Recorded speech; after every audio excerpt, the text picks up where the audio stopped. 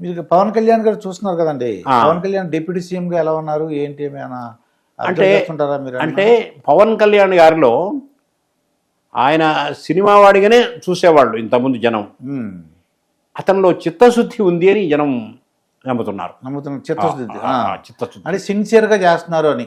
చిన్న చిన్నగాని కాదు, అంటే సిన్సియర్గా. అదే ఎందుకంటే నిన్న రాజీనామా చేసిన విజయసాయిరెడ్డి గారు కూడా ఆయనకు నాకు మంచి స్నేహం, ఆయన అంటే నాకు అభిమానం అని కూడా చెప్పారు. అంటే పూర్తి వ్యతిరేకమైన పార్టీలో ఉండి పవన్ కళ్యాణ్ని ఓడించడానికి ప్రయత్నం చేసిన పార్టీ నుంచి వచ్చి రాజీనామా చేసి వచ్చిన ఆయన పవన్ కళ్యాణ్ గారంటే నాకు అభిమానం అన్నారు. ఆయనతో సాన్నిహిత్యం ఉంది, అభిమానం అన్నారు. అది మరి తప్పనిసరిగా ప్లస్ పాయింట్ కదా.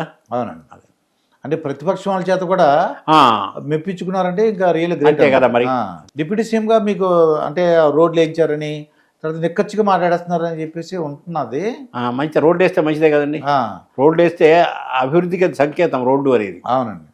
చాలా మంది ఏమంటారంటే కొద్దిగా నిక్కచ్చిగా మాట్లాడుతున్నారు అంటే ఖచ్చితంగా మాట్లాడారు. ఇప్పుడు తిరుపతి విషయం ఉందనుకోండి, ఆయన నేను క్షమాపణ కోరుతున్నా అన్నాడు. అవునండి.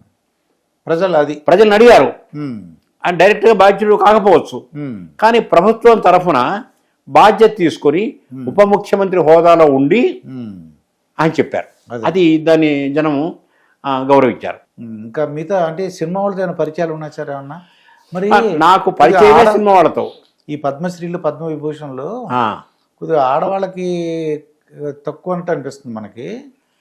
ఆడవాళ్లకు అంటే ఆకాశంలో సగము ఇట్లా ఆడవాళ్ళు అంటారు, కానీ మన మగవాళ్ళం అందరం కలిసి ఆడవాళ్ళ సరిగ్గా చదువుకొని లేదు కదండి మొదటి నుంచి. అది ప్రాబ్లం ఏమండి. మొట్టమొదటి నుంచి ముదితలను నేర్వగరాని విద్య కలదే ముద్దార నేర్పించిందని అన్నారు. అంత దూరం ఎందుకంటే సరస్వతీదేవి మహిళనే కదా. అయినా ఈ మధ్య ఒక 60-70 ఏళ్ళ నుంచి ఆడవాళ్ళు చదువుకుంటున్నారు, కానీ మరి అంతకుముందు వాళ్ళు ఇళ్లలో వంట వరకే పరిమితమయ్యేవాడు కదా, బడికి పంపించేవాడు కాదు కదా. ఇప్పుడు ఇబ్బడి ముబ్బడిగా వెళ్తున్నారు.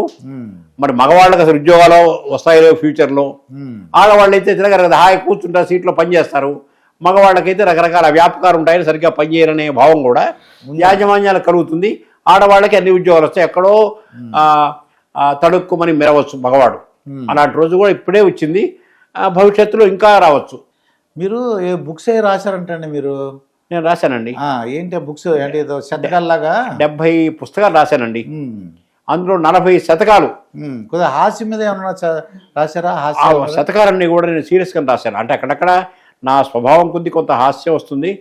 మొట్టమొదట కనకదుర్గమ్మ మీద రాశానండి. సర్గం దుర్గాప్రసాద్ గారు, మీ పేరు కూడా అదే కదా. ఆ కనకదుర్గమ్మ మీద రాశాను. మొన్న ఆదివారం నాడు కనక శతకం రాశాను 7 ఏళ్ల క్రితం.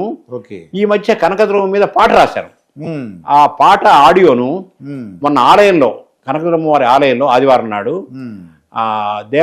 ఏపీ దేవాదాయ శాఖ కమిషనరు రామచంద్ర మోహన్ గారు ఆవిష్కరించారండి.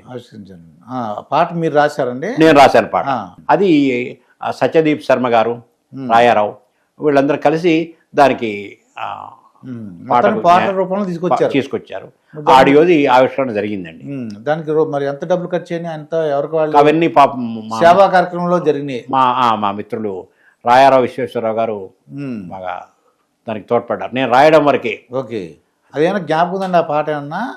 ఓయమ్మ మాయమ్మ కనకదుర్గమ్మ ఎల్లవేళల మమ్ము కాపాడు మమ్మ అని.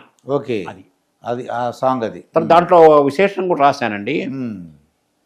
నీ ముక్కు పుడకకై కృష్ణమ్మ ఆశ మాకొద్దు తల్లి అటువంటి ఘోష.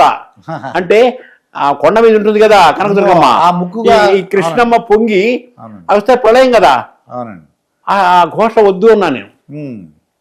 నీవు మహిషాసుని చంపినటువంటి కథనదుర్గమ్మ అమ్మ అన్నాను. కనకదుర్గమ్మకు నేను మాట పెట్టాను కథనదుర్గమ్మ అని చెప్పాను. అట్లా కొన్ని నేను శబ్దాలు ఖాయం చేస్తూ ఉంటాను. అమ్మవారి పాటలో కూడా కొన్ని చేశానండి. అది అయితే ఇప్పుడు అట్లాగే ఈ పాటల్లో కూడా నేను మాటలు ఖాయం చేస్తాను. ఇప్పుడు ఆ కోపం వస్తుంది కదా దుర్గమ్మకు, పాల వెళ్ళిన మాట ఉంది. దుర్మార్గుల విషయంలో నువ్వు కోపాల వెళ్ళివి అన్నాను. పాలవెల్లి అన్న మాటను ఓకే అండి. మురిపాల తల్లి అన్నాను, అయితే నాకు కోపాల వెల్లిని కూడా అన్నాను.